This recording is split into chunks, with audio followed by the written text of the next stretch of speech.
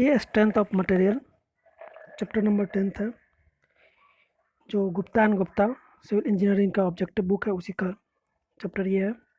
इससे पहले हम लोग 1 से लेकर के 9 तक के जो चैप्टर है गुप्ता एंड गुप्ता का, उसको सॉल्व कर चुके हैं और इस चैनल पे अपलोड किया हुआ है। ये चैप्टर इस वीडियो में हम लोग स्ट्रेंथ ऑफ मटेरियल को सॉल्व कर रहे हैं और इसको सॉल्यूशन करते हुए सीक्वेंस बना रहे हैं। गुप्ता एंड गुप्ता जो सिविल इंजीनियरिंग का बुक है, काफ़ी इंपॉर्टेंट बुक है। इसका जो क्वेश्चन है काफ़ी कॉन्सेप्चुअल एंड इम्पॉर्टेंट है हर एक पेपर के लिए, हर एक कॉम्पिटिटिव एग्जाम के लिए, चाहे वो एई का हो या जेई का हो। हर एग्जाम में डायरेक्ट क्वेश्चन इससे मैच करता है। इसी हम लोग गुप्ता एंड गुप्ता को कॉन्सेप्चुअली सॉल्व कर रहे हैं और इसको मेमोराइज कर रहे हैं। तो इस पार्ट में हम लोग देखते हैं, हम लोग स्ट्रेंथ ऑफ मटेरियल को सॉल्व कर रहे थे। तो इससे पहले हम लोग देख चुके हैं 1 से लेकर के 9 तक के चैप्टर। तो ये 10th नंबर चैप्टर है। 10th नंबर चैप्टर में भी हम लोग सॉल्व कर रहे हैं। तो लास्ट टॉपिक हम लोग 9th में जो सॉइल मैकेनिक्स एंड फाउंडेशन तक सॉल्व किए थे। ये 10 नंबर चैप्टर जो स्ट्रेंथ ऑफ मटेरियल का है, इसको सॉल्व कर रहे हैं। तो आज हम देखते हैं, आज का जो टॉपिक है स्ट्रेंथ ऑफ मटेरियल का, इसका पहला क्वेश्चन है, उसको सॉल्व करने की कोशिश कर रहे हैं। पहला क्वेश्चन पे आते हैं हम लोग। लास्ट पार्ट में हम लोग 1 to 30 तक देखे थे। इस पार्ट में हम लोग तो 30 से आगे देखते हैं। तो इस पार्ट का सबसे फर्स्ट क्वेश्चन जो मेरा है दैट इज 231। 31 नंबर क्या कर रहा है वो देखते हैं। 31 नंबर मैचिंग का है, मैचिंग में पहुंच रहा है। Match the given section 1 and section 2। तो देखते हैं क्या कर रहा है ये। स्पेस दिया हुआ, शेप ऑफ कोर सेक्शन दिया हुआ है सेकंड कॉलम पे, और शेप दिया हुआ है पहला सेक्शन का। मीन्स करने का मतलब इसका ये है कि उसका शेप पूछ रहा है जहाँ पे नो टेंशन हो। तो ये अलग अलग डिफरेंट टाइप का शेप दिया हुआ है, दैट इज रेक्टेंगल है, I section, hollow circular and square.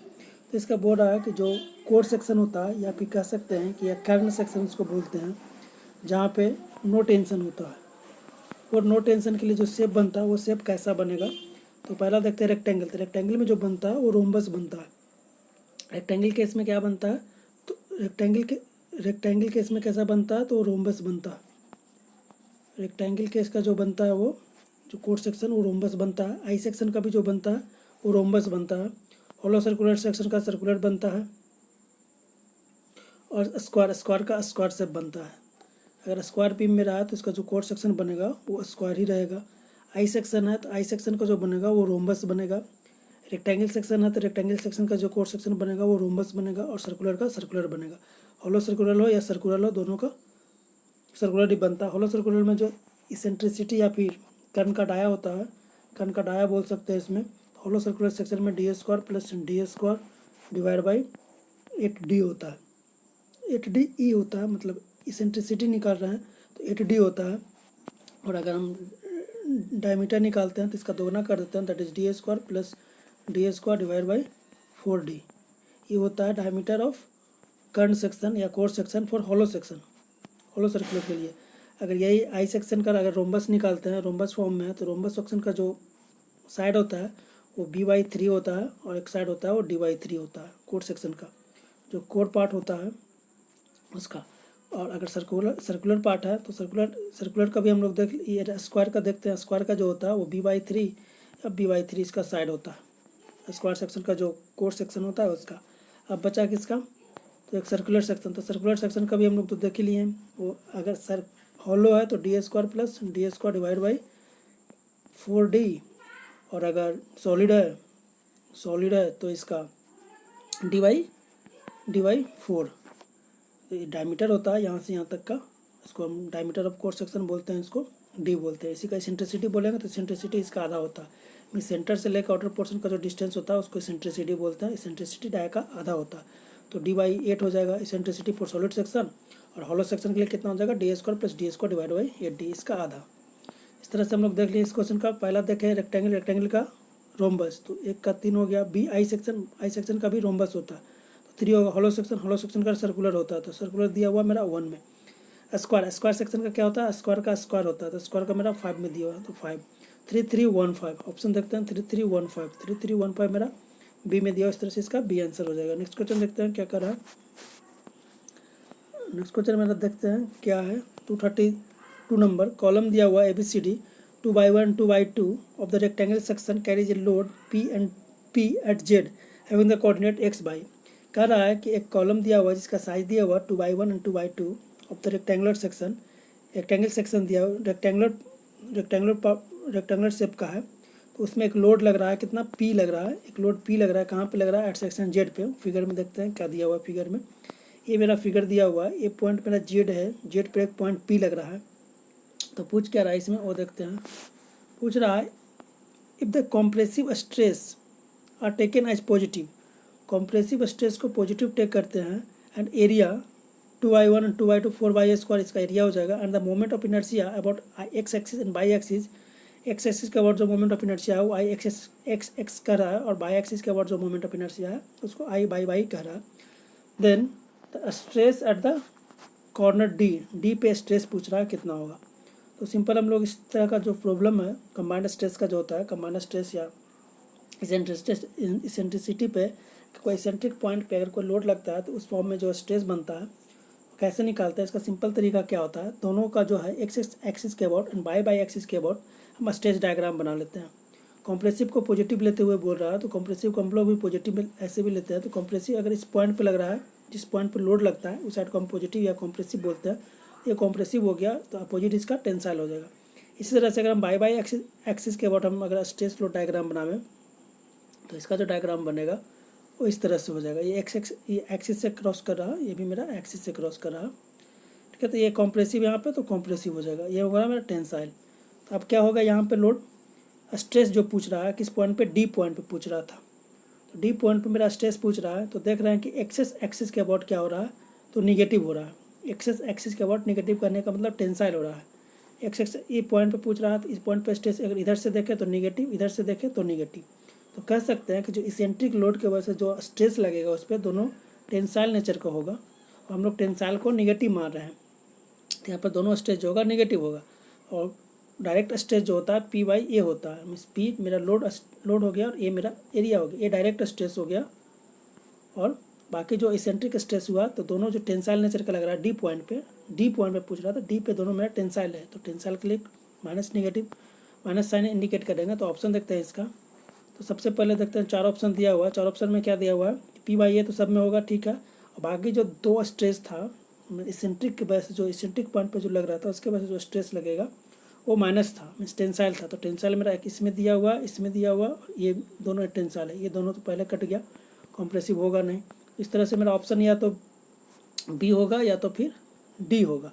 अब देखते हैं कि P/A के ये इसका निकालते हैं। अगर एक्स एक्सिस का अबाउट निकाल रहे हैं तो उसका जो मैक्सिमम पॉइंट होता है, स्ट्रेस क्या होता है, स्ट्रेस का जो फॉर्मूला होता है, बेंडिंग स्ट्रेस या बेंडिंग स्ट्रेस का जो फॉर्मूला होता है वो क्या होता है, M/I इंटू बाई मैक्स, M/बाई इंटू बाई मैक्स। तो एक्स एक्सिस का अबाउट निकाल रहे हैं, एक्सिस का अबाउट निकाल रहे हैं, तो ये मेरा स्ट्रेस डायग्राम था। एक्स एक्सिस का अबाउट निकाल रहे हैं तो मोमेंट ऑफ इनर्शिया मेरा I एक्सिस हो गया, और बाई मैक्स जो होगा वैल्यू, ये बाई मैक्स का वैल्यू हो जाएगा। ये जो डिस्टेंस होता है इसको बाई मैक्स कहते हैं। तो बाई मैक्स का डिस्टेंस देखते हैं कितना है फिगर में। तो बाई मैक्स मेरा बाई 1 दिया हुआ, अगर इसके इस एक्सिस के अबाउट निकाल रहे हैं, ये मेरा I एक्सिस हो गया, I एक्सेस हो गया, और ये जो डिस्टेंस हो गया वो मेरा बाई मैक्स हो गया। तो बाई मैक्स का वैल्यू मेरा बाई 1 दिया हुआ। इसी तरह से इसमें निकालेंगे तो इस फिगर में निकालेंगे, इस फिगर का जो बाई मैक्स होगा, ये बाई मैक्स जो होगा तो वो मेरा बाई 2 होगा। मीन्स I बाई के अक्रॉस जो मैक्सिमम बाई मैक्स का जो वैल्यू होगा बाई 2 होगा, और एक्सिस के अबाउट जो होगा वो बाई 1 होगा। अब फिगर में देखते हैं, एक्सिस के अबाउट मेरा बाई 1 होगा, एक्सिस के अबाउट मेरा बाई 1 दिया हुआ है, ठीक है, और एक्सिस बाई एक्सिस के अबाउट मेरा बाई 2 दिया हुआ है। इस तरह से हम देख सकते हैं कि मेरा बी सही है। सिंपल से हम लोग बेंडिंग स्ट्रेस फॉर्मूला में जानते हैं M/I into y max. By max क्या होता है, सिंपल सा फिगर से भी देख सकते हैं। फिगर ये डिस्टेंस हो गया, ये जो डिस्टेंस होता है इस डिस्टेंस को हम लोग बाई मैक्स करते हैं। तो ये मेरा I एक्सिस के अबाउट मोमेंट ऑफ इनर्शिया हो गया, ये बाई एक्सिस दिया हुआ था, बाई एक्सिस का हम यहाँ से निकाल लिए। बाई मैक्स का वैल्यू, बाई मैक्स मेरा कितना आ गया, बाई 1 दिया होता था। एक्सिस के अबाउट जो मोमेंट ऑफ इनर्शिया लगेगा उसका जो बाई मैक्स होगा बाई 1 होगा। इस तरह से इसका आंसर मेरा बी हो गया, ठीक है। दोनों टेंसाइल निकाले थे दोनों फिगर से, तो टेंसाइल था, टेंसाइल नेगेटिव, इस तरह से मेरा बी हो गया। नेक्स्ट क्वेश्चन देखते हैं क्या कर रहा है, सिंपली सपोर्ट दिया हुआ है beam of span L and flexural rigidity E I carries a unit point load at its centre, strain energy in the beam due to bending. Bending के दौरान कहने का मतलब इसका ये है, एक मेरा बीम दिया हुआ है जो सिंपली सपोर्टेड है, मान लिया सिंपली सपोर्टेड है, उस पर सेंटर पे एक पॉइंट लोड लग रहा है, पूरा स्पैन लेंथ एल दिया हुआ है, सेट पॉइंट लोड लिया हुआ है, फ्लेक्सुरल रिजिडिटी इसका ई आई दिया हुआ है, यूनिट पॉइंट लोड पी का वैल्यू 1 दिया हुआ है, पी इज इक्वल टू मान लेता है 1 दिया हुआ। तो पूछ रहा था strain energy in the beam due to bending, bending के अबॉक्स जो स्ट्रेन एनर्जी होगा कितना होगा। तो अगर हम बेंडिंग के अप्रोक्स का एनर्जी देखा जाए तो कितना होता है, 0 से L M square d x divide by 2 E I by due to bending. लेकिन अगर मेरा निकाल रहे हैं हम सिंपली सपोर्टेड में, तो इसमें जो इसका जो वैल्यू होता है सिंपली सपोर्टेड बीम में अगर पॉइंट लोड इस तरह से कंडीशन बन रहा है, इसका जो स्ट्रेन एनर्जी होगा वो कितना होता है, 0 से हम L/2 तक कंसीडर करते हैं, टोटल लेंथ अगर L है तो यहाँ इसका बेंडिंग डायग्राम इस तरह से होगा, तो यहाँ से यहाँ तक हाफ पोर्शन का कंसीडर करते हैं और 2 से मल्टीप्लाई करते हैं क्योंकि सिमेट्रिकल है तो डबल होता है। तो इस तरह से इसको हम देखेंगे, जो स्ट्रेन एनर्जी का जो फॉर्मूला होगा 2 टाइम्स होगा किसका, 0 to L/2 M square d x divide by 2 E I. अब मोमेंट निकाल लेते हैं, सेंटर पे कितना होगा, तो सेंटर पे मोमेंट कितना होगा, ये पॉइंट लग रहा था तो यहाँ पर P/2 हो जाएगा, यहाँ पर P/2, तो यहाँ पर मोमेंट निकालेंगे तो कितना होगा, P/2 इंटू L/2 तो PL/4, तो मोमेंट निकल गया मेरा, और डिस्टेंस मेरा dx का L/2 पुट कर देंगे, यहाँ से पुट करेंगे तो u का वैल्यू मेरा कितना आ रहा है, 2 टाइम्स 0 से L/2 into P x distance पर अगर करते हैं तो P S square P x divide by 2, इसको डिफ्रेंशिएट करेंगे तो हट जाएगा, आगे बचा डी एक्स, यहाँ पे ई आई। इसको सॉल्व करेंगे, सॉल्व करने के बाद जो मेरा वैल्यू आएगा, तो यू बराबर जो वैल्यू आएगा पी स्क्वायर, यू का जो वैल्यू आएगा मेरा वो P square into P divide by 96 ई आई आता है, that means P Q divide by 96 ई आई। तो स्ट्रेन एनर्जी जो आ रहा है मेरा P Q divide by 96 E I. P का वैल्यू मेरा यूनिट लोड दिया हुआ था तो 1 डालेंगे, तो इस तरह से मेरा जो वैल्यू आ रहा है पी एल क्यू हो रहा था, P L Q divide by 96 ई आई। तो इस तरह से मेरा सी इसका आंसर आ जाएगा। Next, 2 closed coiled spring of stiffness S and 2S are arranged in the series in one case and in the next question मेरा क्या कर रहा है, दो स्प्रिंग है, क्लोज्ड कॉइल है, स्टिफनेस एक का S दिया हुआ, दूसरा का स्टिफनेस 2S दिया हुआ, arrange in series in one case. मतलब फर्स्ट केस में क्या कर रहा है, जो स्प्रिंग है मेरा वो सीरीज में कनेक्टेड है, ठीक है। सेकंड केस में क्या कर रहा है, जो स्प्रिंग है मेरा वो पैरेलल में कनेक्टेड है, ठीक है। पहला सीरीज में है, दूसरा जो कनेक्टेड है वो पैरेलल में है। In one case in the parallel, in the other case then the ratio of stiffness of the spring connected in the series to parallel। तो स्टिफनेस का स्प्रिंग का रेशियो पूछ रहा है। तो पहला केस में देखते हैं, जब मेरा सीरीज में है तो स्प्रिंग जब मेरा सीरीज में रहता है, सीरीज में कनेक्टेड है, अगर मान लें इसका S दिया हुआ है, इसका 2S दिया हुआ है, तो जिसको इक्विवेलेंट जो होगा 1/k इक्विवेलेंट इक्वल टू क्या होता है 1/k1 plus 1/k2। K2 2S दिया हुआ है, इसको सोल्व करेंगे तो कितना आ रहा है मेरा, यहाँ से के इक्विवेलेंट का वैल्यू निकालेंगे तो 2s स्क्वायर ऊपर में आ जाएगा 2s प्लस एस 3s। तो यहाँ से सोल्व किए तो मेरा कितना आ गया 2s divide by 3, 2s divide by 3। Parallel case में आ गया 2s/3, और अगर पैरेलल ये सीरीज में था, अगर हम पैरेलल में निकालते हैं तो पैरेलल में डायरेक्ट ऐड हो जाता है, पैरेलल में ऐड कर देते हैं। पैरेलल केस का जो के इक्विवेलेंट हो जाएगा, के इक्विवेलेंट कितना हो जाएगा पैरेलल केस का, s plus 2s that is 3s। Series में कितना आया था मेरा फर्स्ट केस में 2s डिवाइड बाई 3, और सीरीज केस में पैरेलल केस में कितना आ गया मेरा 3s। दोनों का अगर हम रेशियो निकालते हैं, के इज सीरीज डिवाइड बाई के इन पैरेलल, तो के सीरीज में जो मेरा आया था 2s डिवाइड बाई 3, और के पैरेलल में क्या आ गया 3 आ गया, 3s, s कट गया, बच गया कितना 2/9। ऑप्शन देख लेते हैं, 2/9 किस में दिया हुआ, दैट इज डी दिया हुआ। सिंपल याद रखना, के सीरीज में जब रहता है, के इक्विवेलेंट अगर निकालते हैं सीरीज में तो 1/k1 प्लस 1/k2 कर देते हैं। ये अगर पैरेलल में निकालते हैं तो के इक्विवेलेंट जो होता है डायरेक्ट ऐड हो जाता है K1 + K2। यही इंपॉर्टेंट इसमें कॉन्सेप्ट था। नेक्स्ट क्वेश्चन देखते हैं 235 नंबर क्या कर रहा है। Which of the following pair is not correctly match, not match करा। Lame's section, Lame's thick cylinder के लिए होता है, लैम्प्स जो थ्योरी होता है वो होता है थिक सिलेंडर के लिए, तो सही है। Macaulay's method deflection of the beam, Macaulay's method किसके लिए होता है, तो डिफ्लेक्शन निकालने के लिए भी सही है। Euler's method theory of column, Euler's method theory of column के लिए होता है, ये भी सही है। एडिस थ्योरम टॉर्सन, टॉर्सन के लिए नहीं होता। ये रिलेशन किससे है, आर्ट्स में जो होता है उसके लिए होता है, आर्ट्स में निकालते हैं। तो इस तरह से मेरा जो गलत हो गया मेरा डी हो गया। तो ऑप्शन मेरा कहा रहा था do not match, do not में कौन सा होगा, तो डी मेरा मैच नहीं करता। इस तरह से इसका आंसर डी हो गया। नेक्स्ट क्वेश्चन देखते हैं क्या कहा 236 number. Two close thin vessel, one cylindrical and other is spherical. एक सिलेंड्रिकल एक स्फेरिकल है with equal internal diameter, diameter दोनों का सेम है एंड बाल थिकनेस, थिकनेस भी सेम है, मीन्स डी सेम है और टी सेम है। तो क्या पूछ रहा है, are subjected to equal internal pressure, means pressure भी सेम है, जिससे प्रेशर लग रहा है वो भी सेम है। Then the ratio of hoop stress in the cylinder, hoop stress in the cylinder का टू द स्फेरिकल। तो हुप स्ट्रेस जो होता है, अगर हुप स्ट्रेस देखा जाए तो सिलेंडर में जो होता है वो PD/2T होता है सिलेंडर में। सिलेंडर का हुप स्ट्रेस हम लोग देखें, सिलेंडर का जो अगर हुप स्ट्रेस देखा जाए सिलेंडर में तो कितना होता है, PD/2T होता है ये सिलेंडर में। यही अगर स्फेरिकल फॉर्म में देखा जाए हुप स्ट्रेस तो उसका क्या होता है, PD/4T। तो मेरा रेशियो कुछ पूछ रहा है, किसमें रेशियो पूछ रहा है, सिलेंड्रिकल टू स्फेरिकल। तो पहले सिलेंड्रिकल में हम लोग देखें कितना हुआ, PD/2T, और अगर स्फेरिकल में देखें तो PD/2T। यहाँ पे P सेम है, D सेम है, T सेम है, ठीक है। तीनों सेम दिया हुआ था क्योंकि डायमीटर सेम था, प्रेशर लग रहा था वो सेम था, और थिकनेस जो भी था वो भी सेम था, तीनों सेम है। तो तीनों कट जाएगा यहाँ से, तो बच गया मेरा ऊपर में 4 जाएगा, PD/4T नीचे हो गया। सिलेंडर में PD/4T होता है, और जो सिलेंडर है उसमें PD/2T होता है, और जो स्फेरिकल शेप है उसमें PD/4T होता है।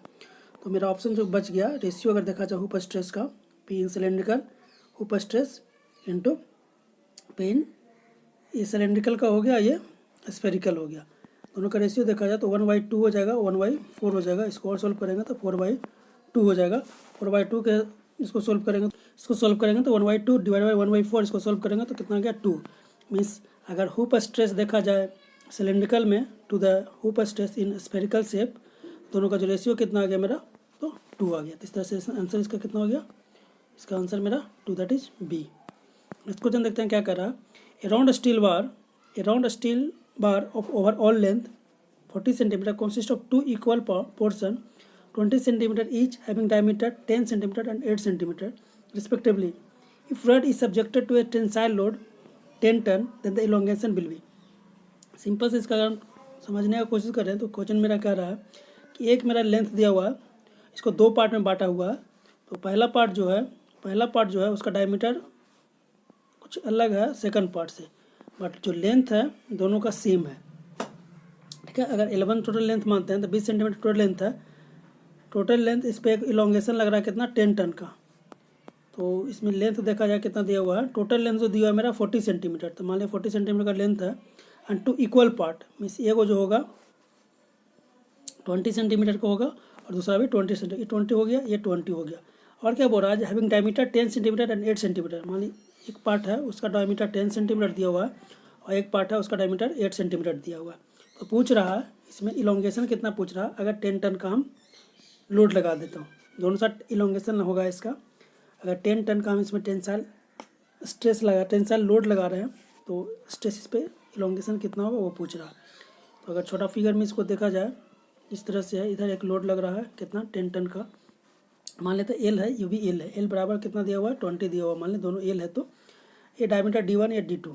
तो हम लोग जानते हैं कि इलोंगेशन कितना होता है, डेल एल जो चेंज इन लेंथ होगा या इलोंगेशन होगा due to that load P, तो PL डिवाइड बाई AE, ठीक है। PL divide by AE। यहाँ से अगर देखा जाए तो P मेरा जो होगा दोनों, मान ली A है, ये B है, ये C है, तो A B और BC दोनों का जो P होगा दोनों पे सेम लग रहा है, L भी सेम है, E भी सेम है।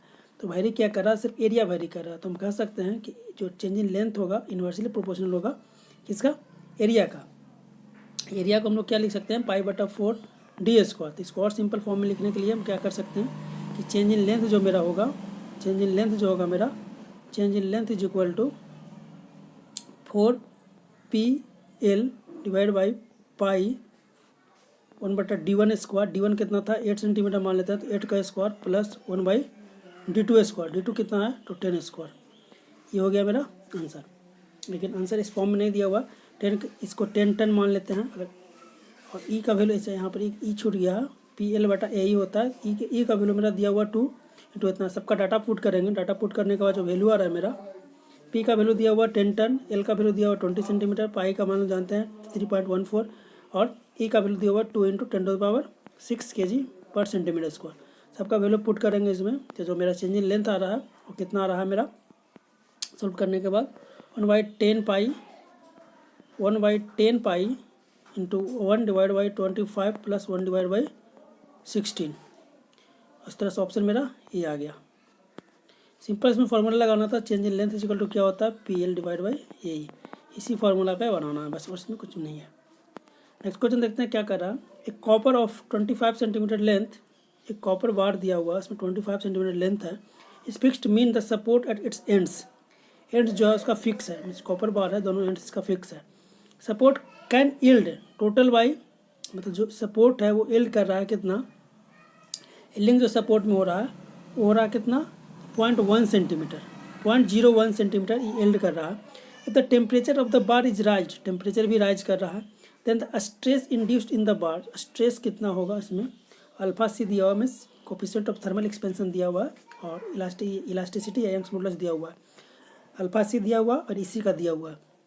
अगर यहाँ पर यील्डिंग नहीं होता, स्ट्रेस यील्ड नहीं करता, सॉरी सपोर्ट यील्ड नहीं करता, तो टोटल हम लोग स्ट्रेस जानते हैं कितना होता है due to temperature change, alpha TE, ठीक है, अल्फ़ा T।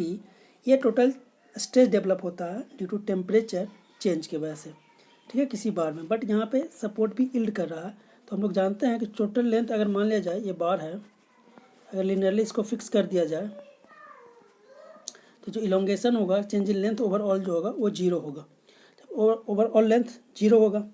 लेकिन यहाँ पर क्या बोल रहा है कि जो ये चेंज जो है वो चेंज कर रहा है, कितना से चेंज कर रहा है, डेल एल। तो डेल एल यहाँ पर कितना दिया हुआ है मेरा 0.01 दिया हुआ, 0.01 दिया हुआ चेंज इन लेंथ। तो चेंज इन लेंथ दिया हुआ, चेंज इन लेंथ किसके वजह से होगा, तो पहला तो टेम्परेचर के वजह से होगा, टेम्परेचर के वजह से चेंज इन लेंथ होगा। तो चेंज इन लेंथ हम लोग देख लें कितना आ गया 0.01 आ गया, ठीक है।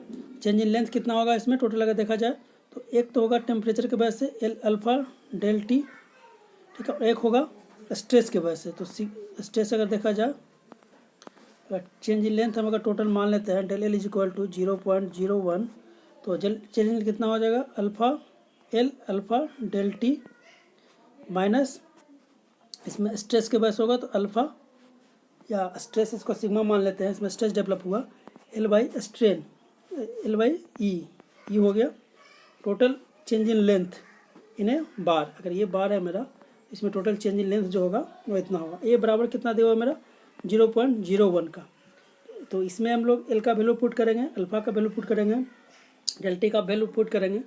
तो सारा डाटा मेरा दिया हुआ है, गिवन डाटा है, अल्फ़ा एल डेल टी मेरा 100 डिग्री सेल्सियस चेंज कर रहा था, तो एल दिया हुआ, ई दिया हुआ, तो सिग्मा का वैल्यू यहाँ से निकाल लेंगे। सिंपल इसमें कॉन्सेप्ट यही लगाना था कि चेंज इन लेंथ जो टोटल है, जो 0 मानते थे, अगर 0 मानते थे तो यहाँ से जो alpha L alpha del T जो आता था ए माइनस, अभी जो निकालें change in length divide by E, इसको अगर 0 मानते थे तो यहाँ से मेरा जो स्ट्रेस आता था वो अल्फ़ा TE आता था। बट यहाँ पर जो है चेंज इन लेंथ 0 नहीं है, टोटल जो इलोंगेशन होगा वो 0 नहीं है, यहाँ पर यील्ड कर रहा है, यहाँ पर ये नहीं होगा, इसके अलावा और भी कुछ होगा। यहाँ पे मेरा जो चेंज इन लेंथ है वो कितना हो रहा था 0.01 दिया हुआ सेंटीमीटर में। तो यहाँ पे 0 नहीं कर करके हम लोग क्या करेंगे, L alpha del T minus sigma L divide by E is equal to 0 ना कर करके हम लोग 0.01 कर देंगे। इससे क्या होगा कि मेरा जो यील्डिंग है वो इसमें कंसीडर कर रहा है। यहाँ से मेरा एल दिया हुआ था, अल्फ़ा दिया हुआ, डेल टी दिया हुआ, ई दिया हुआ, एल दिया हुआ, सिग्मा निकाल लेंगे। यहाँ से सिग्मा निकाल रहे हैं तो सिग्मा का जो वैल्यू मेरा आ रहा है फाइनली निकालने के बाद वो कितना आ रहा है 16 × 10⁻², 16 × 10⁻² kg पर सेंटीमीटर स्क्वायर, kg पर सेंटीमीटर स्क्वायर। तो ऑप्शन देख लेते हैं कितना दिया हुआ इसमें 16 ऑप्शन मेरा डी में दिया हुआ, that is D. Simple concept इसमें यही था कि चेंज इन लेंथ जो है वो जीरो ना करके मेरा 0.01 दिया हुआ।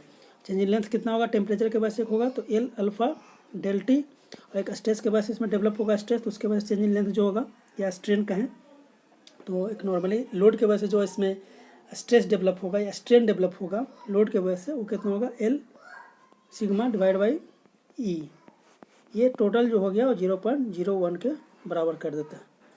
टोटल जो हो गया 0.01 के बराबर कर देता है, तो यहाँ से मेरा सिग्मा का वैल्यू जो आ रहा है वो निकल जाएगा 16 × 10⁻² kg। इस तरह से ऑप्शन मेरा डी हो गया। नेक्स्ट क्वेश्चन देखते हैं क्या कर रहा है। मैचिंग का क्वेश्चन है। मैचिंग पूछा moment of inertia elongation neutral axis top fibre. इसमें दिया हुआ है tensile stress, modulus of rupture, zero shear stress and zero shear stress कहाँ होता है। शियर स्ट्रेस का डायग्राम देखा जाए तो शियर स्ट्रेस का डायग्राम ये होता है, पैराबोलिकली होता है। तो टॉप पोर्शन और बॉटम पोर्शन पर जो स्ट्रेस होता है शियर स्ट्रेस वो जीरो होता है। तो कह सकते हैं कि टॉप फाइबर पे शियर स्ट्रेस जो होगा जीरो होगा। इस तरह से इसको मिला सकते हैं। न्यूट्रल एक्सिस पे क्या होता है, न्यूट्रल एक्सिस पे जो लॉन्गिट्यूडनल स्ट्रेस होता है, लॉन्गिट्यूडनल स्ट्रेस का अगर डायग्राम देखा जाए तो इस तरह से होता है। न्यूट्रल एक्सिस पे जीरो होता है। तो न्यूट्रल एक्सिस अगर देखा जाए तो न्यूट्रल एक्सिस पे मेरा स्ट्रेस जीरो होगा, न्यूट्रल एक्सिस। इस तरह से ये देखते हैं। इलोंगेशन किसके वजह से होता है, टेंसाइल स्ट्रेस के वजह से होता है। तो इसमें कह सकते हैं टेंसाइल। इस तरह से इसका अगर देखा जाए आंसर तो बी का मेरा 1 हो गया, न्यूट्रल एक्सिस 1 का मेरा 4 हो गया, बी का इलोंगेशन में टेंसाइल स्ट्रेस हो गया। न्यूट्रल एक्सिस पे कितना होगा, जीरो। लॉन्गिट्यूडनल स्ट्रेस जीरो होता है। लॉन्गिट्यूडनल स्ट्रेस का हम लोग डायग्राम देखें इस तरह से होता है। तो यहाँ पे न्यूट्रल एक्सिस पे जीरो होता है। टॉप फाइबर पे क्या था, टॉप एंड बॉटम दोनों अगर आता, टॉप एंड बॉटम दोनों पे जो है उस तरह से ये जीरो होता है। तो एक बच गया, एक का कितना हो जाएगा, एक का मेरा 2 हो जाएगा, 4 का हम लोग टॉप फाइबर देखें, जीरो स्ट्रेस ये तो 2 1 4 3। इस तरह से इसका आंसर देखते हैं 2143 किस में दिया हुआ, 2143 मेरा डी में दिया हुआ। तो इस तरह से देख लिए इसका आंसर मेरा डी हो गया। सिंपल इसमें कॉन्सेप्ट लगाना था। शियर स्ट्रेस जो होता है, शियर स्ट्रेस का डायग्राम मेरा पैराबोलिक होता है। अगर लॉन्गिट्यूडनल स्ट्रेस का देखा था तो लॉन्गिट्यूडनल स्ट्रेस का डायग्राम इस तरह से होता है।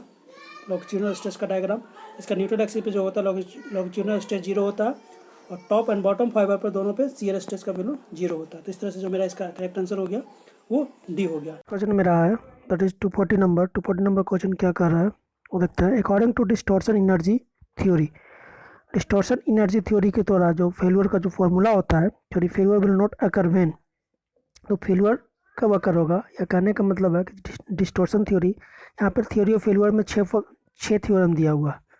थ्योरी ऑफ फेल्यूर में टोटल 6 थ्योरम दिया हुआ है, उसमें से एक है डिस्टॉर्शन थ्योरी। डिस्टॉर्शन थ्योरी पे आता है। डिस्टॉर्शन थ्योरी क्या कर रहा है, डिस्टॉर्शन थ्योरी जो फर्स्ट फार्मूला दिया हुआ है इसका, डिस्टॉर्शन थ्योरी का जो इक्वेशन होता है सिग्मा 1 माइनस सिग्मा 2 का whole square plus sigma 2 minus sigma 3 का whole square plus sigma 3 minus sigma 1 का होल स्क्वायर ओवरऑल 2। मीन्स करने का मतलब ये फार्मूला दिया हुआ है वो हमारा डिस्टॉर्शन थ्योरी का दिया हुआ। और इसका जो नेक्स्ट फार्मूला जो दिया हुआ है दैट मीन्स ये स्ट्रेन एनर्जी थ्योरी दिया हुआ। स्ट्रेन एनर्जी थ्योरी थ्योरी का जो फेल्यूर फार्मूला होता है वो दिया हुआ है मेरा सी ऑप्शन। तो सी ऑप्शन जो फार्मूला दिया हुआ है that means sigma 1 square plus sigma 2 square plus sigma 3 square minus mu जो हो गया 1/m बोलो या फिर म्यू बोलो, इसको पॉइसन रेशियो बोलते हैं। माइनस में एक साइन होता है, सिंपल सा फार्मूला। कभी कभी एक ज़्यादा ये माइनस फार्मूला के साथ होता है, माइनस साइन के साथ। तो इस तरह से यहाँ पर डिस्टॉर्शन अगर देखा जाए तो डिस्टॉर्शन के लिए मेरा ए है, और जो सी ऑप्शन दिया हुआ है वो मेरा स्ट्रेन एनर्जी के लिए है। नेक्स्ट क्वेश्चन पर आते हैं क्या कर रहा है। इन स्ट्रेन बॉडी, एक स्ट्रेन बॉडी दिया हुआ है, 3 प्रिंसिपल स्ट्रेस दिया हुआ है, सिग्मा 1 सिग्मा 2 सिग्मा 3, और तीनों का शामिल मतलब मैग्नीट्यूड दिया हुआ है। Sigma 1 is greater than sigma 2 and sigma 2 is greater than sigma 3। तो बोल रहा है sigma note denoted yield stress. यहाँ पर और क्या दिया हुआ है, सिग्मा नोट जो है वो इल्ड स्ट्रेस को डिनोट कर रहा है। तो पूछ रहा है क्या, according to maximum shear stress theory. Maximum shear stress theory क्या होता है इसमें देखते हैं। मैक्सिमम शियर स्ट्रेस थ्योरी हम लोग देखे थे। ये थ्योरी ऑफ फेल्यूर जो होता है, टोटल 6 फार्मूला इसमें होता है। जैसे principal stress theory, principal strain theory, stress theory, strain energy theory, distortion theory, इस तरह से टोटल 6 थ्योरम है। तो हम लोग यहाँ पे मैक्सिमम शियर स्ट्रेस के अकॉर्डिंग पूछ रहा है। तो मैक्सिमम शियर स्ट्रेस क्या कहता है, मैक्सिमम शियर स्ट्रेस जो होता है is less than equal to half of yield stress, ये काफ़ी इंपॉर्टेंट फार्मूला है। हाफ ऑफ यील्ड स्ट्रेस ये होता है, लेकिन अगर डिजाइन पर्पज से निकला जाए, अगर डिजाइन पर्पज के लिए लिया जाए तो ये हो जाता है, इसमें फैक्टर ऑफ सेफ्टी से मल्टीप्लाई कर देते हैं, 1/, फैक्टर ऑफ सेफ्टी से मल्टीप्लाई कर देता है, नीचे में डिवाइड हो जाता है, कह सकते हैं कि डिवाइड कर सकते हैं फैक्टर ऑफ सेफ्टी में यील्ड में। लेकिन एक्चुअल में जो मैक्सिमम शियर स्ट्रेस थ्योरी कहता है, तो सिग्मा यील्ड का जो टॉ जो मैक्स है, maximum shear stress less than equal to कितना होता है, हाफ ऑफ यील्ड, ठीक है। और जो सिग्मा टॉ मैक्स जो होता है, टॉ मैक्स होता है वो मैक्सिमम ऑफ द एबव, जो मैक्सिमम होता है तीनों में, वो तीनों का जो डिफरेंस का जो मैक्सिमम होता है वो वैल्यू लिया जाता है। मैक्सिमम ऑफ द एबव कहने का मतलब है कि फर्स्ट केस में अगर देखा जाए सिग्मा 1 माइनस सिग्मा 2, इसका मैग्नीट्यूड अगर लिया जाए बाई 2 का, या फर्स्ट केस में, सेकंड केस में लिया जाए तो सिग्मा 2 माइनस सिग्मा 3 बाई 2 का केस लिया जाए, और थर्ड केस में अगर लिया जाए सिग्मा 1 माइनस सिग्मा 3 बाई 2, तीनों में जो मैक्सिमम होगा, जो तीनों में मैक्स होता है, जो तीनों में मैक्सिमम वैल्यू होता है वही वैल्यू लिया जाता है टॉ मैक्स के लिए। तो यहाँ पर जो मैक्सिमम कितना होगा, सिग्मा 1 सबसे वैल्यू मैक्सिमम ये और माइनर ये है, तो सिग्मा 1 माइनस सिग्मा 3 करेंगे तो सबसे मैक्सिमम वैल्यू आएगा divide by 2, less than equal to कितना हो जाएगा, यील्ड डिवाइड बाई 2, 2 से 2 कैंसिल हो गया, तो सिग्मा 1 माइनस सिग्मा 3 बच गया। तो sigma 1 minus sigma 3 is equal to, यहाँ पे इक्वल का साइन के साथ दिया हुआ, तो सिग्मा नोट दिया हुआ था यील्ड, तो यहाँ पे सिग्मा नोट हो जाएगा, तो sigma 1 minus sigma 3 is equal to sigma naught. तो ऑप्शन देख लेते हैं कौन सा दिया हुआ, sigma 1 minus sigma 3, that is maximum मेरा यही था बी। नेक्स्ट क्वेश्चन पे आते हैं, क्या कर रहा है। नेक्स्ट क्वेश्चन मेरा कर रहा है 242 नंबर, 242 नंबर क्या कर रहा है, शियर सेंटर। अभी देखे तो शियर सेंटर क्या होता है, शियर सेंटर ऐसा पॉइंट होता है जहाँ पे सिर्फ बेंडिंग होता है, there is no twisting moment, सिर्फ यहाँ पे बेंडिंग होगा, सिर्फ यहाँ पे बेंडिंग मोमेंट होगा, और ट्विस्टिंग मोमेंट जो होगा वो जीरो होगा। इसी पॉइंट को शियर सेंटर कहते हैं। इसको शॉर्ट में याद करने के लिए हम लोग CM ट्रिक्स बताते हैं। सी में तो शियर सेंटर, M मतलब मोमेंट। अब क्वेश्चन देखते हैं क्या कर रहा है, shear centre of the section is defined. Shear section कैसे डिफाइन करते हैं, through which load must be applied to produce zero twisting moment. हाँ, zero twisting moment on the section. ऐसा सेक्शन है जहाँ से अगर हम लोड पास करें या थ्रू पास अप्लाइड करें लोड, तो वहाँ पर क्या प्रोड्यूस करेगा, जीरो ट्विस्टिंग मोमेंट को प्रोड्यूस करेगा। End moment on the section, सही बात है, eight which shear force is zero, shear force zero नहीं होता, ट्विस्टिंग मोमेंट जीरो होता है। Eight which shear force is the maximum, shear force से कोई रिलेशन नहीं है, तो इस तरह से ये गलत हो गया। तो ऑप्शन मेरा ए जो है करेक्ट है। शियर सेंटर का डेफिनेशन, शियर सेंटर क्या कहता है, शियर सेंटर वैसा पॉइंट होता है जहाँ से अगर हम लोड अप्लाइड करें तो वहाँ पर सिर्फ बेंडिंग मोमेंट ही जनरेट होगा, मीन्स प्रोड्यूस होगा, सिर्फ bending moment, there is no twisting moment. तो ये मेरा करेक्ट आंसर है। नेक्स्ट क्वेश्चन देखते हैं 43 नंबर क्या कर रहा है। 43 नंबर मैचिंग का है। मैचिंग में फर्स्ट सेक्शन में क्या दिया हुआ है, बीम दिया हुआ है। फर्स्ट पार्ट में क्या दिया हुआ है, बीम दिया हुआ है विथ लोडिंग, एंड सेकंड में क्या दिया हुआ है, बेंडिंग मोमेंट। तो कह रहा है, कहने का मतलब ये है कि बेंडिंग मोमेंट डायग्राम दिखाना है गिवन बीम का, लोड का। तो इसको पूरा फिगर देख लेते हैं। सबसे पहले देखते हैं, अगर आसान में अगर देखा जाए तो सबसे आसान अगर इसका देखा जाए तो ये यूवीएल है। यूवीएल है तो हम लोग जानते हैं यूवीएल का जब भी होता है तो 1 से 1 डिग्री आगे होता है। तो यूवीएल का क्या बनेगा, जब भी बनेगा तो क्यूबिक सेक्शन बनेगा, ठीक है। ये यूडीएल है। यूडीएल का कब बनता है, तो पैराबोलिक बनता है। ये दोनों बेसिक है। यूडीएल का जब भी बीएमडी बनेगा तो पैराबोलिक बनेगा, यूवीएल का जब भी बनेगा तो क्यूबिक बनता है। ऑप्शन देखते हैं इसमें, अगर 4 ऑप्शन देखा जाए तो 4 ऑप्शन का देखा जाए तो सिंपल सा ये पॉइंट लोड दिया हुआ है, यूडीएल दिया हुआ है और सिंपली सपोर्ट बीम दिया हुआ है। तो इसको हम लोग जानते हैं कि मैक्सिमम जो बेंडिंग मोमेंट होता है उस कितना होता है, तो WL² divide by 8, WL² divide by 8। तो इस तरह से इसका कौन सा दिया हुआ, मिस 1 हो जाएगा। ये इसका सेक्शन होता है, इसका अगर देखा जाए BMD मैक्सिमम बेंडिंग मोमेंट, तो मैक्सिमम बेंडिंग मोमेंट कितना होता है, WL² बाई 12। इस तरह से इसका 1 हो जाएगा। इसका देखा जाए तो इस पॉइंट का अगर निकाला जाए तो इसमें कितना हो जाएगा, WL² डिवाइड बाई, अगर यूडीएल का निकाला जाए प्रोप कैंटिलीवर में दिया हुआ है तो WL² बाई 2 हो जाएगा, क्योंकि अगर कैंटिलीवर दिया हुआ है यहाँ से यहाँ तक कैंटिलीवर है तो W इंटू L बाई 2 पे लगेगा मोमेंट। टोटल मोमेंट जो मैक्सिमम मोमेंट होगा वो कितना होगा, WL² बाई 2। पूछ रहा था इसमें मैक्सिमम बेंडिंग मोमेंट पूछ रहा था, डायग्राम नहीं था, सिर्फ मैक्सिमम बेंडिंग मोमेंट पूछ रहा था। तो सिर्फ मैक्सिमम बेंडिंग मोमेंट निकालते हैं। तो मैक्सिमम बेंडिंग मोमेंट यूडीएल के केस में कितना हो गया, पैराबोलिक केस होता था, पैराबोलिक।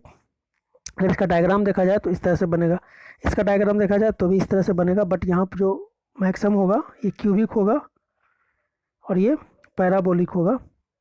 इसका जो मैक्सिमम वैल्यू होता है W²/12 होता है, और यूडीएल के केस में W²/8 होता है। कैंटिलीवर के केस में W²/2, और यूवीएल के केस में अगर दिया हुआ है ट्रायंगल पोर्शन में इस तरह से, तो इसका क्या बनेगा W²/6। तो इस तरह से देखा जाए तो ए का मेरा 2, बी का कितना आ गया W²/2 दैट इज 3, सी का मेरा 1 और डी का 4। 2 3 1 4 ऑप्शन देख लेते हैं। 2 3 1 4 2 3 1 4 मेरा ए में दिया, दैट इज ये इसका करेक्ट आंसर हो गया। नेक्स्ट क्वेश्चन देखते हैं क्या कर रहा। नेक्स्ट क्वेश्चन मेरा कर रहा, if the area under shear curve for a beam between 2 points x1 and x2 is k, then the difference between the moment at the 2 point x1 and x2 will be equal to। क्या करा कि if the area जो है under the share curve को दिया हुआ है, सब्डी दिया हुआ है, for beam between 2 points x1 and x2। कहने का मतलब है कि 2 पॉइंट मान लिया जाए, ये मेरा एसएफडी दिया हुआ किसी बीम सेक्शन का, तो ये पॉइंट 1 है, ये पॉइंट 2 है, ये 2 पॉइंट के बीच का अगर एरिया दिया हुआ है के, इसका एरिया कितना दिया हुआ के, the beam area under the share curve of the beam between point x1 हो गया, ये x2 हो गया, ये दोनों पॉइंट के बीच का जो एरिया दिया हुआ है के दिया हुआ है, the difference between the moment at the 2 point x1 and x2। तो मोमेंट का डिफरेंस कितना होगा, हम लोग जानते हैं एक relation dm/dx is equal to shear force, dm/dx is equal to shear force. ठीक है, ये आप कह सकते हैं कि slope of bending moment diagram is equal to shear force, slope of bending moment diagram is equal to shear force. तो यहाँ से हम लोग मोमेंट का वैल्यू निकाल सकते हैं। तो मोमेंट बराबर क्या हो जाएगा मेरा, मोमेंट बराबर होगा शियर फोर्स इंटू dx। ये जो दिखा रहा है वो एक एरिया को शो कर रहा है, शियर फोर्स इंटू dx ये एरिया को शो कर रहा है। तो इस तरह से कर सकते हैं कि इसका जो वैल्यू होगा चेंजिंग बेंडिंग मोमेंट, दोनों का डिफरेंस पूछ रहा था बेंडिंग मोमेंट का, तो बेंडिंग मोमेंट कितना हो जाएगा, तो इसका एरिया के बराबर होगा। एरिया कितना दिया हुआ था, के दिया हुआ था, इस तरह से इसका के हो गया। तो डिफरेंस ऑफ बेंडिंग मोमेंट कितना हो गया, difference of bending moment area के बराबर हो जाएगा, और एरिया मेरा कितना दिया हुआ है, एरिया मेरा के दिया हुआ था, तो इस तरह से इसका वैल्यू भी के हो जाएगा। नेक्स्ट क्वेश्चन पे आते हैं। नेक्स्ट क्वेश्चन मेरा 245 नंबर। 245 नंबर क्या कर रहा है, the ratio of flexural strength पूछ रहा है। क्या होता है फ्लेक्सुरल स्ट्रेंथ, जिसको जेड से इंडिकेट करते हैं, जिसको हम सेक्शन मॉडुलस भी कहते हैं, सेक्शन मॉडुलस। तो वही बोल रहा है कि रेशियो ऑफ फ्लेक्सुरल स्ट्रेंथ किसका, 2 beam of square cross section, 2 beam है, दोनों स्क्वायर क्रॉस सेक्शन है। The first beam being placed with its top and bottom sides horizontal and the second beam being placed with one diagonal horizontal. एक 2 square beam दिया हुआ है, दोनों है, इसमें 2 कंडीशन है। फर्स्ट कंडीशन में क्या कर रहा है, टॉप और बॉटम जो है हॉरिजॉन्टल रखा गया है, इस तरह से इसका रखा गया। बट सेकंड जो केस है, फर्स्ट केस हो गया। सेकंड केस क्या है, जो इसका डायगोनल है, एक डायगोनल को हॉरिजॉन्टल रखा गया, इस तरह से फॉर्म बना हुआ, ये मेरा सेकंड केस है। तो बोल रहा है कि दोनों का जो सेक्शन मॉडुलस होगा या फ्लेक्सुरल स्ट्रेंथ, वही फ्लेक्सुरल स्ट्रेंथ होता है, सेक्शन मॉडुलस होता है। तो सेक्शन मॉडुलस का रेशियो पूछ रहा है। तो सेक्शन मॉडुलस हम जानते हैं, फर्स्ट केस में सेक्शन मॉडुलस होता क्या है। तो सेक्शन मॉडुलस को सबसे पहले जानते हैं कि सेक्शन मॉडुलस क्या होता है। तो सेक्शन मॉडुलस को डिवाइड करते हैं moment of inertia divide by max. By Maxon जो वैल्यू होता है उसका, ये रेशियो जो होता है moment of inertia with by max का, इसको सेक्शन मॉडुलस कहते हैं, तो फ्लेक्सुरल स्ट्रेंथ बोलते हैं। तो अगर हम स्क्वायर सेक्शन का देखा जाए तो moment of inertia square section का कितना होता है, dq/12, dq/12 स्क्वायर सेक्शन का होता है। अगर बाई मैक्स का वैल्यू देखा जाए तो बाई मैक्स अलग अलग, अगर इस तरह से पोर्शन है बाई मैक्स, देखते हैं क्या होता है कि अगर ये डिस्टेंस है, इसका सेंटर से जो टॉप पोर्शन का जो डिस्टेंस होता है, इस डिस्टेंस को हम लोग बाई मैक्स कहते हैं। इस फॉर्म में, इस फर्स्ट केस में जो बाई मैक्स का वैल्यू मेरा हो जाएगा वो कितना होगा, तो बाई मैक्स बराबर कितना हो जाएगा, अगर सेक्शन को डी लेते हैं, ओवरऑल साइड ऑफ विड्थ का मतलब साइड जो है स्क्वायर का वो डी है, तो बाई मैक्स का वैल्यू कितना हो जाएगा, d/2 हो जाएगा। और आई कितना था मेरा, d4/12 d4/12 होता है।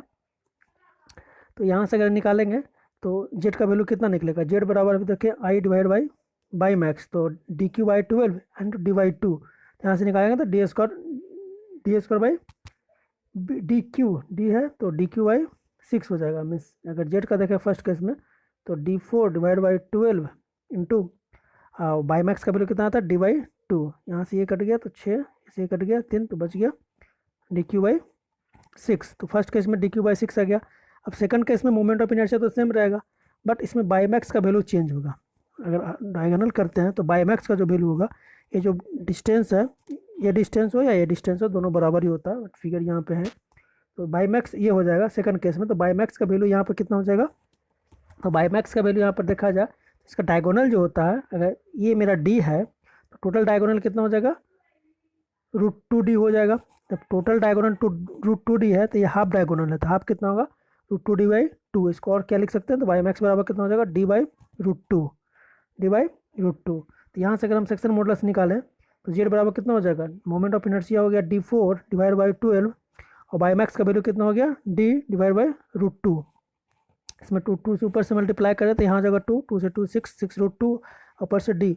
तो कहने का मतलब ये है कि जेड का वैल्यू जो आ गया सेकंड केस में कितना हो गया, dq/6√2। ठीक है, अभी दोनों का रेशियो पूछ रहा था। फर्स्ट केस में मेरा कितना था, dq/6, सेकंड केस में कितना है, dq/6√2। तो first case by second case करेंगे तो कितना आ रहा है मेरा, dq/6 रेशियो फिर करेंगे कितना, dq/6√2। इससे कैंसिल हो जाएगा, ऐसे ही कैंसिल होगा, √2 ऊपर चल जाएगा, दैट इज इक्वल टू √2। तो यहाँ से देख लिया कि हम लोग का जो वैल्यू आ गया, दोनों का सेक्शन का रेशियो √2 आ गया। तो डी। नेक्स्ट क्वेश्चन देखते हैं क्या कर रहा है। 246 नंबर बोल रहा है साथ formula, the short column of external diameter, एक शॉर्ट कॉलम है, इसका एक्सटर्नल डायमीटर d1 दिया हुआ है, इंटरनल डायमीटर d2 दिया हुआ है, carries an external load w for no tension, कोई टेंशन नहीं रहे, condition the eccentricity will be. यहाँ पर यह ध्यान देना है कि क्या पूछ रहा है, एसेंट्रिसिटी पूछ रहा है। तो हम लोग जानते हैं कि फॉर नो टेंशन के लिए जो सेक्शन बनता है उस सेक्शन को कोर सेक्शन बोलते हैं या फिर इसको कर्न बोलते हैं। तो इसको जो डाया होता है, टोटल हॉलो है तो सर्कुलर बनता है, तो इसका जो डाया होता है इसको डी कर्न बोलते हैं, मीन्स कर्न का जो डाया है। तो कर्न का जो डाया होता है हॉलो सेक्शन वो कितना होता है, d1² मीन्स हॉलो सेक्शन का या डी आउटर का स्क्वायर प्लस डी इनर का square divide by 4d, caps D होगा आउटर डायमीटर का। तो जो कर्न का अगर देखा जाए, ये मेरा सेक्शन था हॉलो सेक्शन, तो ये इसका जो डायमीटर हो गया, डायमीटर कितना हो जाएगा, इसको डी बोलते हैं अगर हम, स्मॉल डी कर्न का डायमीटर कितना हो जाएगा, तो d² plus d² divide by 4d, but ये कैप्स डी होगा 4d। लेकिन यहाँ पूछ रहा है क्या, इसेंट्रिसिटी। तो इसेंट्रिसिटी क्या होता है, इसका सेंटर से डिस्टेंस जो होता है आउटर का, या फिर रेडियस इसको कह सकते हैं, डायमीटर नहीं रेडियस है, या इसेंट्रिसिटी होता है सेंटर से आउटर पोर्शन का जो डिस्टेंस हुआ उसको इसेंट्रिसिटी बोलते हैं। इसेंट्रिसिटी कितना हो जाएगा, तो ई बराबर कितना हो जाएगा, टी कर्न डिवाइड बाई 2। तो इसका आधा करेंगे तो मेरा कितना हो जाएगा, ई का वैल्यू, इसेंट्रिसिटी का वैल्यू हो जाएगा मेरा d² plus d² divide by 8d। d1 इसको डाल देंगे, इसको यहाँ पे d2 है तो d2 डाल देंगे।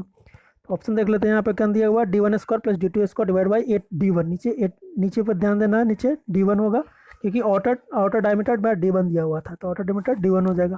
तो d1² plus d2² divide by 8d, that is C. Next question पे आते हैं, क्या कर रहा है, a 3 hinge semi circular arch of radius R carries a 3 hinge दिया हुआ है, सेमी सर्कुलर आर्च है, ऑफ रेडियस दिया हुआ है R, carries a uniformly distributed load w।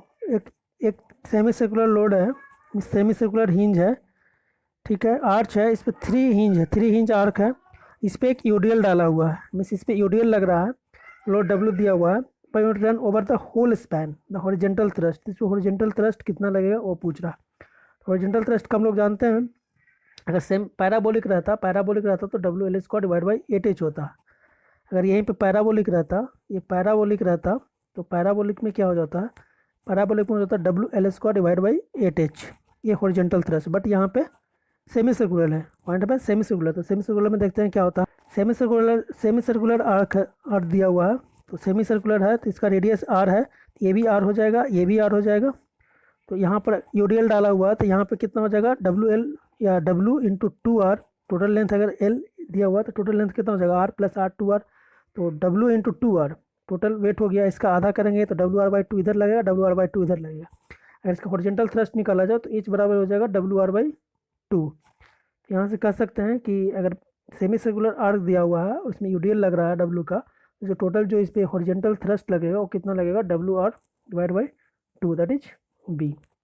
ये अगर पैराबोलिक रहता तो पैराबोलिक में भी हम लोग देखें WL² डिवाइड बाई 8h, ये पर यूनिट लेंथ है, तो WL² डिवाइड बाई 8h, इसका आंसर बी होगा। नेक्स्ट क्वेश्चन देखते हैं, तो 48 नंबर क्या कह रहा है, a simply supported rectangular beam, एक रेक्टेंगुलर बीम दिया हुआ, span L and depth D, carries a centre load W, the ratio of maximum deflection to maximum bending stress. अच्छा, इसमें पूछ रहा है एक बेंडिंग स्ट्रेस निकालना, बेंडिंग मोमेंट नहीं है, फर्स्ट केस में डिफ्लेक्शन है, दूसरा में बेंडिंग स्ट्रेस है और रेक्टेंगुलर पोर्शन दिया हुआ है। तो सबसे पहले हम लोग देखते हैं कि बीम कंडीशन कैसा है। एक सिंपली सपोर्टेड बीम है, एक सिंपली सपोर्टेड बीम है, इकोनॉमिक सेक्शन दिया हुआ है, कह दीजिए सेंट्रल पॉइंट लोड दिया हुआ है सेंटर पे W। ठीक है, तो इससे सबसे पहले डिफ्लेक्शन देखते हैं। बीम कंडीशन ऐसा है, मेरा एक बीम दिया हुआ है सिंपली सपोर्टेड, पॉइंट लग रहा है इसमें मानिए W। तो हम लोग डिफ्लेक्शन जानते हैं इसका कितना होता है, WL/Q डिवाइड बाई 48 EI। ये मेरा डिफ्लेक्शन होता है। अगर W है लेंथ, मेरा स्पैन का L है, तो ये मेरा डिफ्लेक्शन हो गया। ठीक है, WL/Q divide by EI 48 EI। अब बेंडिंग स्ट्रेस फॉर्मूला हम लोग बेंडिंग इक्वेशन से जानते हैं। बेंडिंग इक्वेशन से क्या होता है, M divide by I is equal to E divide by R is equal to F divide by F क्या हो गया, बेंडिंग स्ट्रेस हो गया। तो मोमेंट के फॉर्म में अगर निकालना चाहें तो I पर E नहीं दिया हुआ है, R नहीं दिया हुआ है, तो मोमेंट वाला कवर करते हैं इससे। तो इसका जो इक्वेशन होगा बेंडिंग इक्वेशन का, M divide by I is equal to F divide by इसको और इसको ब्रेक करें तो कितना कर सकते हैं इसमें, बाई इसमें डालेंगे तो यहाँ पर सेक्शन मॉडुलस में फॉर्म में लिख सकते हैं। तो बेंडिंग स्ट्रेस का जो मेरा फार्मूला हो गया, तो M डिवाइड बाई Z। अब मोमेंट इसका मैक्सिमम कितना हो रहा है, मैक्सिमम मोमेंट अगर देखा जाए सिंपली सपोर्टेड बीम में और पॉइंट लोड लगा रहा सेंटर पे, तो मैक्सिमम मोमेंट जो होता है WL/4 होता है। तो WL/4 लिख सकते हैं मोमेंट का। और Z जो होता है रेक्टेंगल सेक्शन का कितना होता है, BD² डिवाइड बाई 6। यहाँ पे BD² डिवाइड बाई 6 डालेंगे तो यहाँ से देख सकते हैं क्या हो गया, 3/2। तो F का वैल्यू मेरा कितना आ गया, 3/, F का वैल्यू मतलब कह सकते हैं बेंडिंग स्ट्रेस जो हो गया, मैक्सिमम बेंडिंग स्ट्रेस 3/2 WL/BD²। ये मेरा बेंडिंग स्ट्रेस आ गया। और मोमेंट ऑफ इनर्शिया जो पहला केस में आया था उसमें डिफ्लेक्शन मेरा कितना आया था, डिफ्लेक्शन आया था मेरा WL/Q डिवाइड बाई 48EI को अगर हम लिखना चाहें BD के फॉर्म में, तो BD/Q डिवाइड बाई 12, यहाँ पर 12 लिख सकते हैं। ये दोनों का रेशियो निकालेंगे डिफ्लेक्शन बाई बेंडिंग स्ट्रेस का। तो बेंडिंग स्ट्रेस का रेशियो मेरा कितना आया था, मेरा 3/2 WL डिवाइड बाई BD²।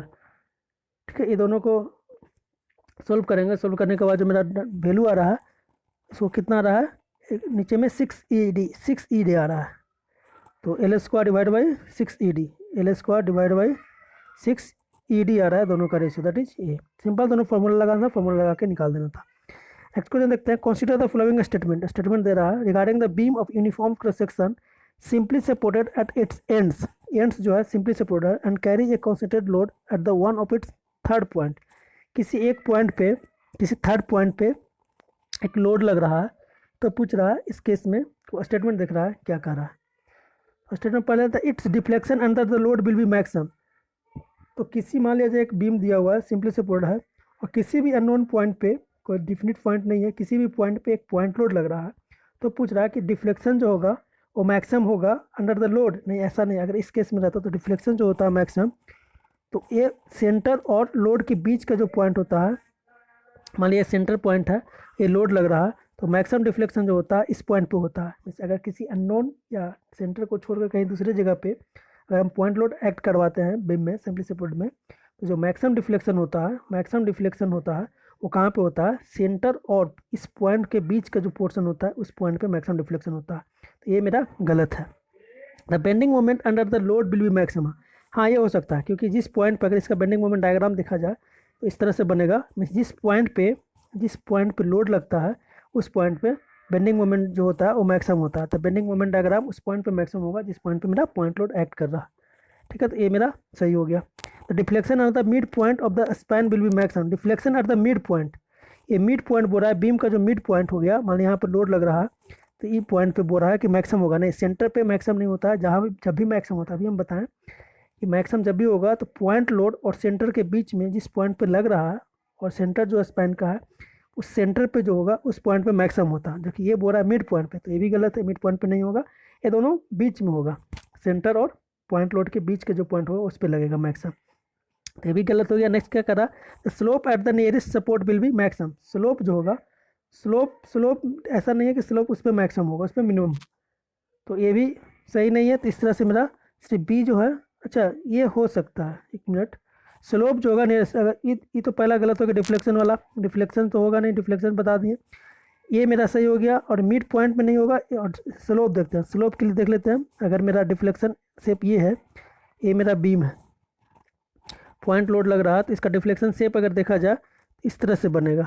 तो इससे कह सकते हैं कि जो स्लोप होगा वो मैक्सिमम ये होगा। मतलब ये अगर दिया हुआ है, ये बी दिया हुआ है, तो ये जो एंगल होगा यहाँ पे डिफ्लेक्शन ज़्यादा होगा। इस तार में डिफ्लेक्शन ज़्यादा नहीं होगा, एंगल जो होगा यहाँ पे वो ज़्यादा होगा। तो स्लोप कह सकते हैं कि बी पॉइंट पे 0 ग्रेटर होगा किससे, थीटा बी जो है वो ग्रेटर होगा थीटा ए से। तो यही यहाँ पे कह रहा था, स्लोप जो होगा नियरेस्ट सपोर्ट, मतलब जिस सपोर्ट की तरफ हम लोड लगा रहे हैं उस सपोर्ट की तरफ जो डिफ्लेक्शन स्लोप होगा वो ज़्यादा होगा। तो यहाँ से कह सकते हैं कि मेरा ये मिड पॉइंट पे गलत हो गया, बेंडिंग मोमेंट मेरा सही होगा। जिस पॉइंट पे मेरा लोड लगेगा उस पॉइंट पे मैक्सिमम बेंडिंग मोमेंट होगा, स्लोप नियरेस्ट सपोर्ट पे मैक्सिमम होगा। तो बी और डी मेरा सही है। तो बी और डी मेरा सही किस में दिया हुआ, बी और डी मेरा सही देख लेते हैं, ऑप्शन 2 बी में दिया हुआ, that is B. Next question देखते हैं क्या कर रहा है। If the diameter of the shaft is subjected to torque, if diameter of a shaft is subjected to torque along is double then the horse power P can be increased।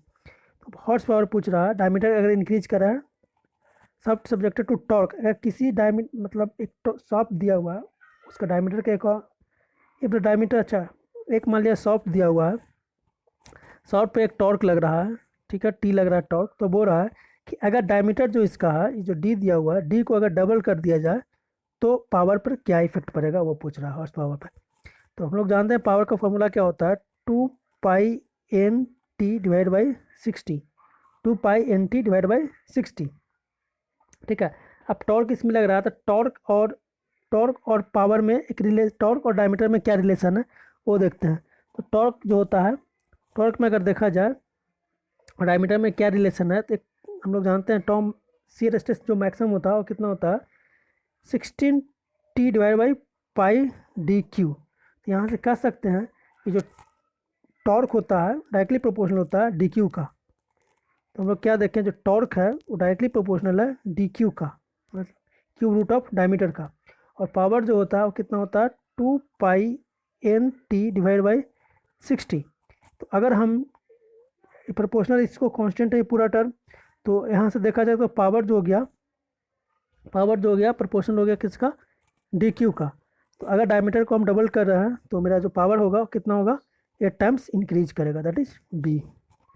Next क्या कर रहा है, if the strain energy absorb in a cantilever, एक strain energy है absorb कर रहा है कहाँ है, कैंटिलीवर बीम में, in bending under its own weight, अपने वेट की वजह से, तो K times greater than the strain energy absorb in the identical simply supported beam in the bending under its own weight then the magnitude of the के। कहने का मतलब ये है इसका कि पहला केस में क्या है, एक कैंटिलीवर बीम दिया हुआ है, इसमें जो अपना खुद का जो वेट है उसका जो स्ट्रेन एनर्जी हो गया वो, मतलब फर्स्ट केस का cantilever beam is bending under its own weight is K times greater than the strain energy absorb in the identical simply supported. ये के टाइम्स किसका है, U2 का। U2 क्या है, मान लिया जाए अगर पहला केस में मेरा ये कैंटिलीवर बीम है तो इसमें स्ट्रेन एनर्जी U1 हो गया, और सेकंड केस में है क्या, सिंपली सपोर्ट दिया हुआ है तो इसमें जो स्ट्रेन एनर्जी हो गया U2 हो गया। तो जो U1 है वो है K × U2। तो पूछ रहा है क्या कि K का वैल्यू पूछ रहा है क्या होगा। तो सबसे पहले हम लोग क्या करना पड़ेगा, स्ट्रेन एनर्जी निकालना पड़ेगा कैंटिलीवर बीम का, और फिर स्ट्रेन एनर्जी निकालना पड़ेगा सिंपली सपोर्टेड बीम का। तो सिंपली सपोर्टेड बीम में तो हम लोग जानते हैं UT कितना होता है, WL/96EI, पहले भी निकाले हम लोग। तो इसका जो वैल्यू होता है सिंपली सपोर्टेड बीम में स्ट्रेन एनर्जी का, WL/96EI होता है। और कैसे आया था, तो अलग अलग केस में इसको निकाल के देखते हैं, यहाँ पे जगह तो कम है बट निकालते हैं। अगर सिंपली सपोर्ट का देखा जाए, सिंपली सपोर्ट का, तो बेंडिंग मोमेंट के अगर निकाला जाए तो हम लोग जानते हैं m²dx/2EI, 0 से L/2 2 टाइम्स कर देते हैं तो स्ट्रेन एनर्जी निकल जाता है टोटल का, अगर स्पेन L है तो U जो बराबर होगा 2 टाइम्स 0 to L/2 m²dx/2EI।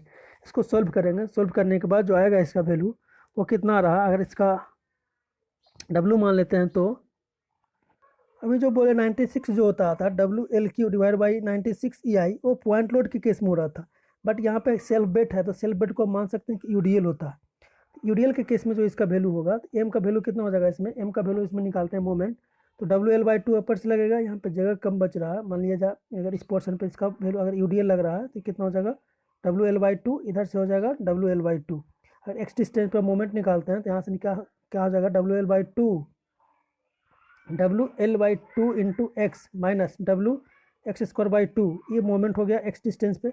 यहाँ से सोल्व करेंगे तो यू जो वैल्यू होगा स्ट्रेन एनर्जी, अगर 0 से लेकर के 2 टाइम्स 0 से लेकर L/2 तक mx² dx divide by 2EI, इसको सोल्व करेंगे तो सोल्व करने के बाद अगर mx का वैल्यू यहाँ पे क्या पुट कर रहा है, mx बराबर में कितना हो गया WLX divide by 2 minus WX²/2, mx की जगह पुट करते हैं तो इसको सोल्व करने के बाद जो मेरा वैल्यू आ रहा है वो कितना आ रहा है W² डिवाइड बाई 240 EI, ठीक है।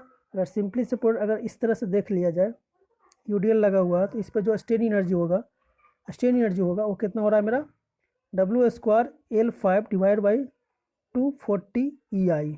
काफ़ी इंपॉर्टेंट है ये होता है UDL के केस में। पॉइंट लोड के केस में हम लोग क्या देखे थे, पॉइंट लोड के केस में देखे थे WLQ divide by 96 EI, point load के केस में ये था, बट यहाँ पे UDL था तो UDL के केस में मेरा कितना आ गया W² डिवाइड बाई 240 EI। ये मेरा सेकंड केस का निकल गया, दैट इज U2 का। U1 निकालते हैं, U1 में क्या होगा, कैंटिलीवर दिया हुआ इस पर UDL लग रहा है, तो इसमें भी स्ट्रेन एनर्जी निकालेंगे तो कितना होगा 0 से L तक इसको डिफाइन करेंगे, और m² dx divide by 2EI।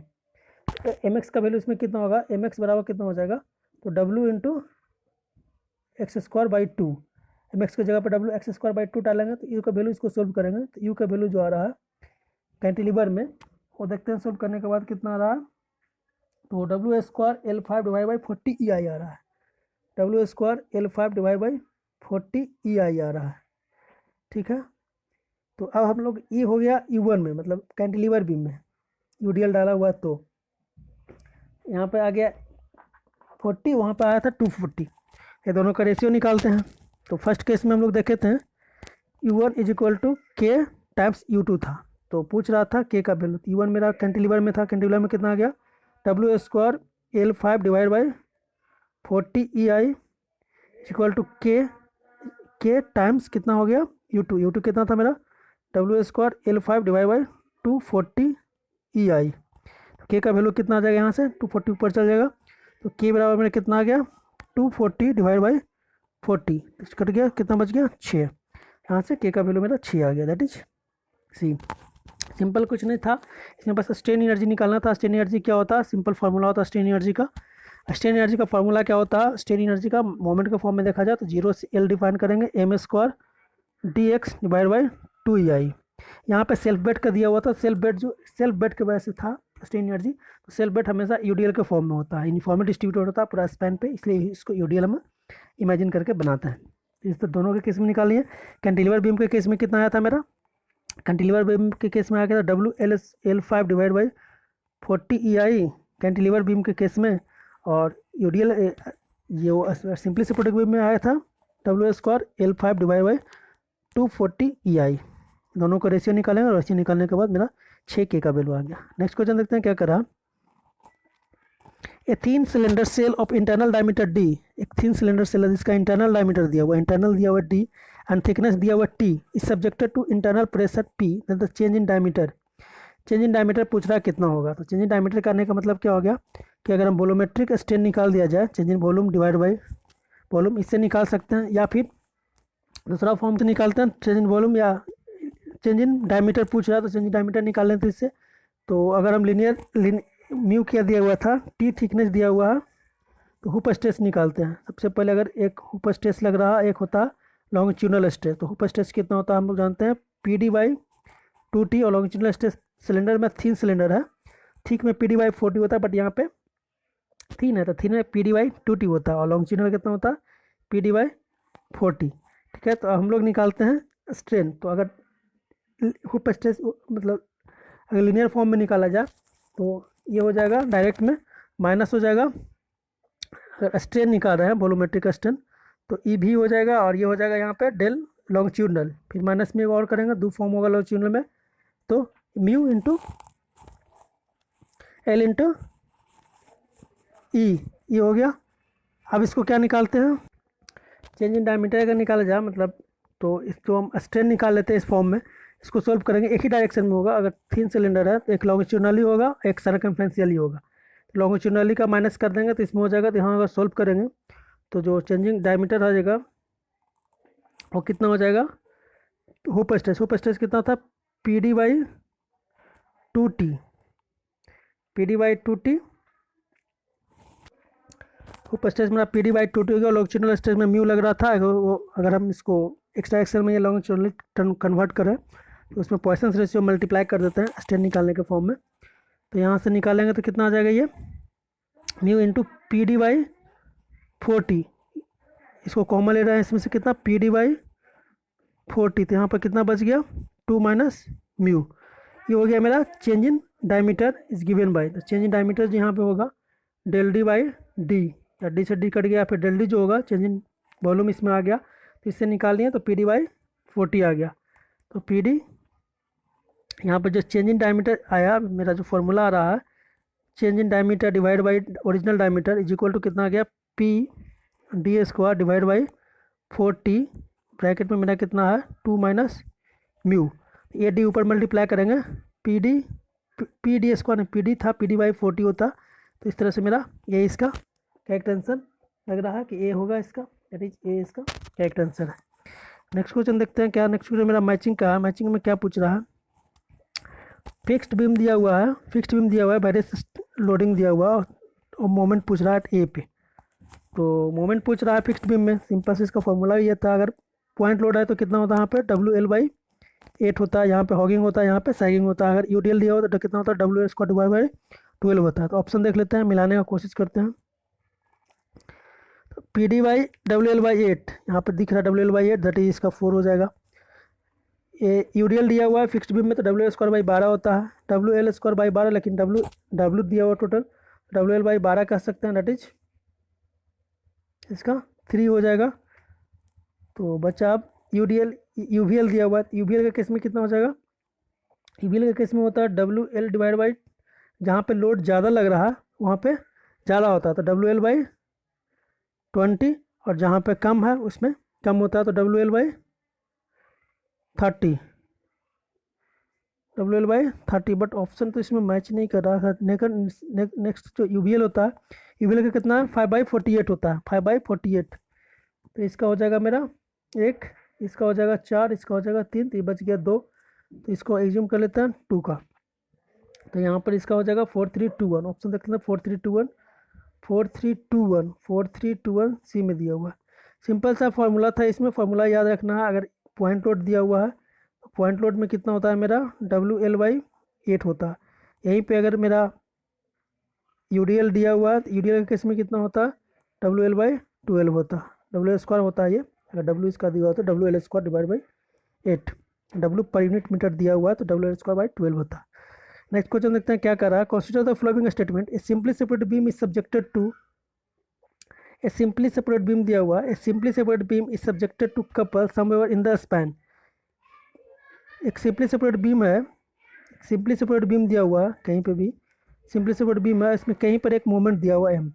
A simply separate beam is subjected to a couple somewhere in the span, it would produce a rectangular shear force diagram. Shear force diagram जो होगा वो rectangle होगा, वो बोल रहा है। Parabolic bending moment diagram, bending moment diagram तो parabolic नहीं होगा, क्योंकि बेंडिंग मोमेंट डायग्राम जो होगा इसका इस तरह से बनेगा। इस बेंडिंग मोमेंट डायग्राम जो बनेगा, जहाँ पे लोड लग रहा है वहाँ पे सडन चेंज होता है मोमेंट, तो इस तरह से बनेगा बेंडिंग मोमेंट डायग्राम। ठीक है, तो बेंडिंग मोमेंट डायग्राम कभी भी पैराबोलिक नहीं होगा, तो इस तरह से ये गलत हो गया मेरा। शेयर फोर्स डायग्राम इसका कैसा होता है, शेयर फोर्स डायग्राम अगर देखा जाए तो इस पर शेयर फोर्स ये और ये बराबर होगा अपोजिट साइन का, तो इस तरह से बनेगा, मीन्स रेक्टेंगुलर साइड का बनेगा। Both negative and positive bending moment which are maximum at the point of application of the couple. हाँ, जहाँ पे मोमेंट लग रहा है इस पॉइंट पे मैक्सिमम होता है और निगेटिव पॉजिटिव दोनों होता है। ये भी सही है, ये भी सही है, मीन्स 1 और 3 सही है।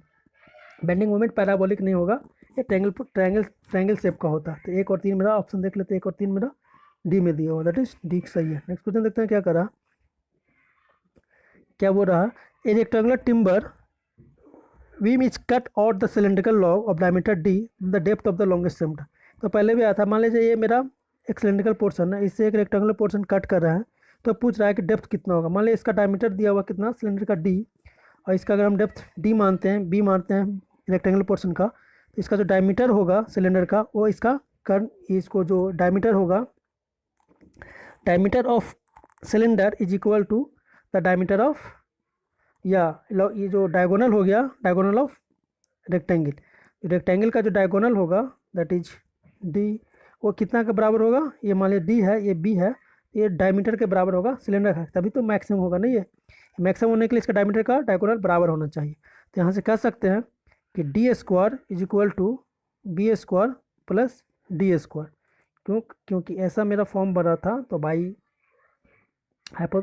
एक थ्योरम होता है, थ्योरम से हम लोग निकाल सकते हैं, रेक्टेंगल हो गया, ये बी है, ये डी है, और ये कैप्स डायगोनल जो है कैप्स डी है, तो ये रिलेशन होता है, दैट इज रिलेशन में ये आ गया। तो यहाँ से हम लोग क्या कर रहे हैं, मैक्सिमम लाने के लिए क्या करना पड़ेगा, जेड जो है मैक्सिमम होना चाहिए, जेड शुड बी मैक्सिमम, तो सेक्शन मॉडुलस है वो वैल्यू मैक्सिमम होना चाहिए। तो जेड को अगर मैक्सिमम करना है तो क्या करना पड़ेगा, D Z by D B को जीरो करना पड़ेगा। इसको डिफ्रेंशिएट करते हैं बी के फॉर्म में, इसको सोल्व करेंगे तो डी का जो मेरा जो वैल्यू आ रहा था, अगर ये डायमीटर, ये रेक्टेंगुलर पोर्शन है, ये डी है, ये बी है, तो डी का जो वैल्यू आएगा वो मेरा 2/3 डी आएगा, और बी का जो वैल्यू आएगा वो कितना आएगा, वो d/√3 आ रहा है। पहले भी इसको सोल्व किए हैं। तो डी का जो वैल्यू आ गया, depth of the rectangle section √2/√3 D, and B का जो वैल्यू आ गया वो d/√3 आ गया। तो मेरा इसमें डी पूछ रहा था, डेप्थ पूछ रहा था, डेप्थ कितना हो जाएगा मेरा, तो b/2/3 दैट इज बी। इस तरह से हम लोग देख लिए कि इसका जो आंसर हो गया वो बी हो गया, क्योंकि सिंपल बी का कितना आया था d/√3, और डी मेरा कितना आया था 2/3√d। यहाँ से मेरा डेप्थ पूछा था, डेप्थ